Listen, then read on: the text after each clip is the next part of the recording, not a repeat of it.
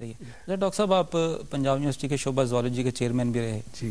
آج کل آپ پنجاب یونیورسٹی کے اسکول آف بایولوجیکل سائنسز کے ڈائریکٹر ہیں. جی. کچھ ان شعبوں کے بارے میں بتائیے گا، ان کا اسکوپ کیا ہے، ان کی اہمیت کیا ہے؟ جی، زوالوجی جیسے کہ نام سے ظاہر ہے جی، یہ جانوروں کا علم ہے. اور جانور جو ہے وہ ایک زندگی کا ایک بہت اہم جز ہے. یعنی لائف جو ہے وہ ساری دو طرح کی ہے، ایک تو پودوں کی شکل میں اور ایک جانوروں کی شکل میں.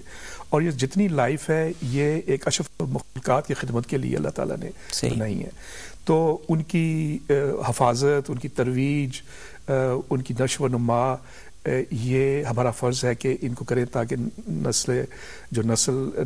انسانی نسل جو ہے وہ ساری و جاری رہے.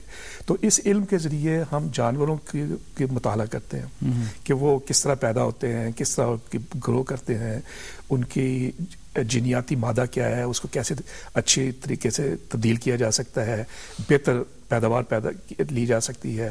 تو یہ زوالوجی کتنا بہت بڑا اسکوپ ہے اور اس کی اتنی اپلیکیشن ہے. ہم ان جانوروں کو خلیے کے لیول پہ اور پھر اس سے نیچے مرکزے کے لیول پہ اور پھر آپ نے سیل اور نیوکلیس جسے کہتے ہیں جی سائنسی زبان میں جی، اور ڈی این اے کا نام بھی آپ نے سنا ہوگا. ڈی این اے کے لیول پہ ہم اس کا مطالعہ کرتے ہیں.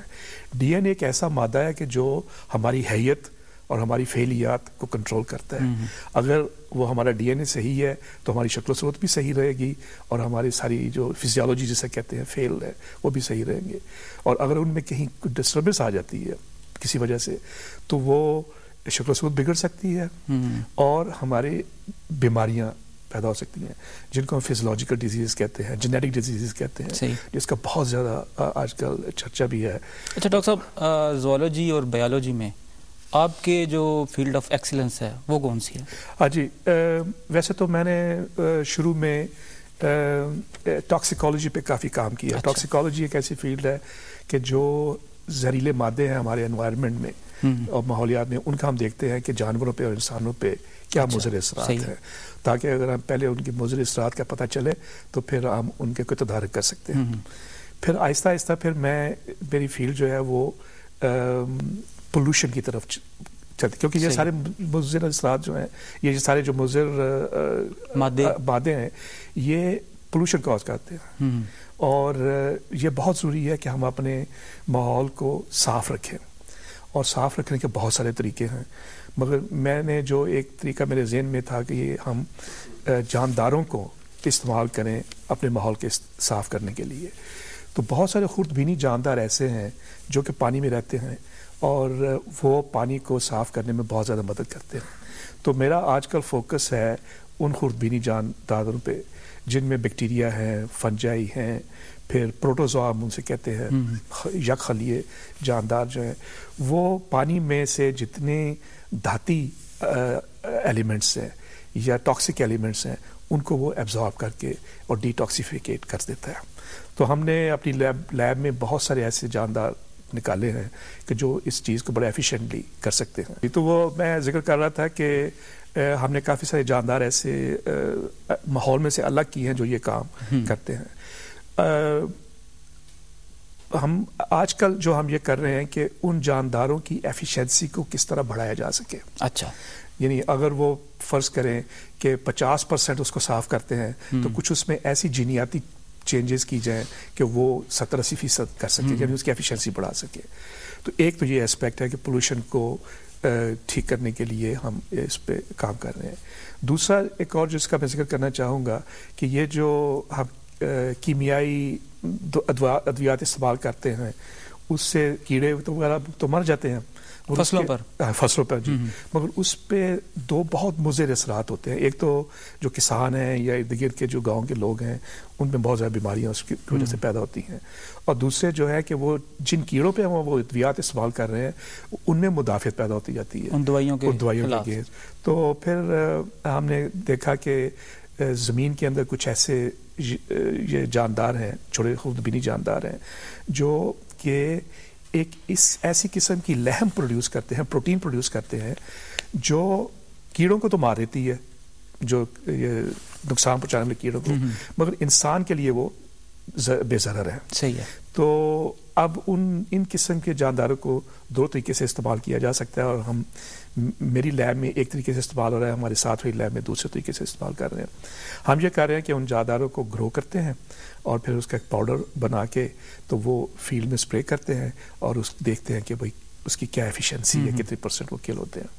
تو ہم نے ایسے یہ بیکٹیریا آئسولیٹ کیے ہیں جو مچھروں اور یہ امریکن سنڈی کے اگینسٹ بڑا افیکٹولی یوز ہو سکتی ہے اور ہو رہی ہے. یہ تو ایک طرح سے آپ نے کیڑوں کے خلاف جانداروں کی فوج اکٹھی کرنا. بالکل صحیح کہتے ہیں.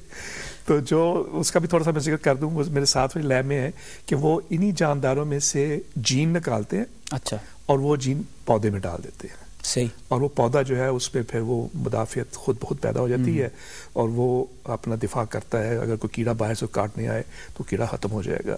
آپ نے بہت نام سنا ہوگا, BT کاٹن کا ہے, BT رائس کا ہے, BT ٹوبیکو ہے. تو یہ BT جو ہے نا, یہ اس جاندار کا نام ہے جس پہ BT اسٹینڈس فار, یہ ایک بیکٹیریم ہے جس کا نام ہے بیسیلس تھورنجینسس. اچھا. تو وہ B اور T اس کو BT عام زبان میں BT کہتے ہیں. تو آج کل یعنی ان دو چیزوں پہ مین کنسنٹریٹ کر رہے ہیں. ابھی مجھے تھوڑا سا یاد آیا کہ تھوڑا سا اور ذکر میں کر دوں کہ ہم تھوڑا سا سرطان کے پہ بھی کام کر رہے ہیں. سرطان ایک بڑا کمپلیکس قسم کی مرض ہوتی ہے اور اس میں جین انوالو ہوتے ہیں, جینیاتی مادہ انوالو ہوتا ہے. مگر ہم نے یہ دیکھا ہے کہ کسی بھی سرطان کے نمو پانے میں جو ایک جین انوالو نہیں ہوتا, بہت سارے جین انوالو ہوتے ہیں.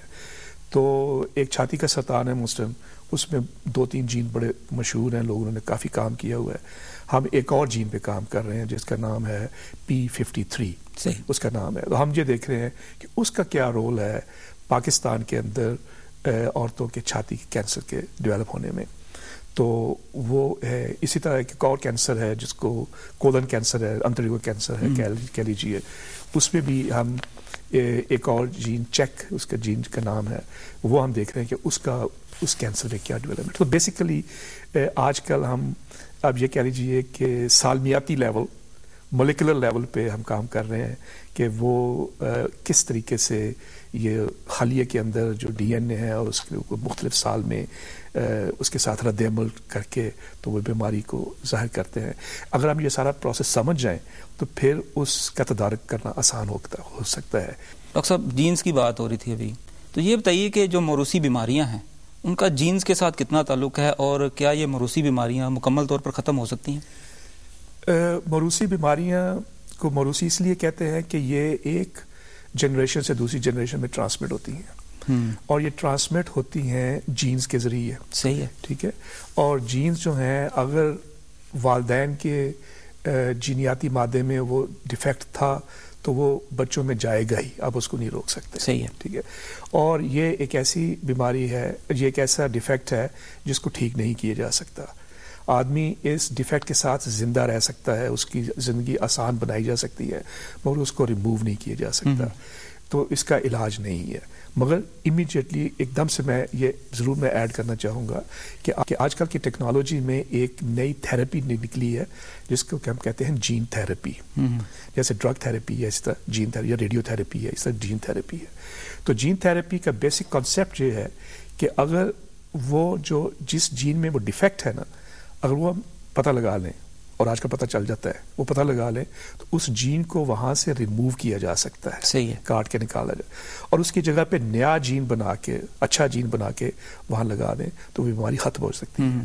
اور یہ تجربہ امریکہ میں 2-3 بیماریوں میں کامیابی سے ہو چکا ہوا ہے, اور امید ہے کہ اور بیماریاں اس طریقے سے ٹھیک ہو سکیں گی.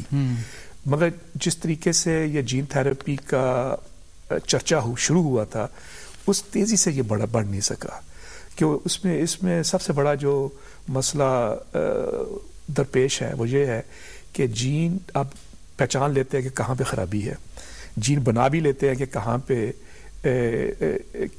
کہ کیسا جین بنانا ہے, اچھا جین کیا ہے, پر اس جین کو اس جگہ پہنچانا یہ سب سے بڑا مسئلہ ہے.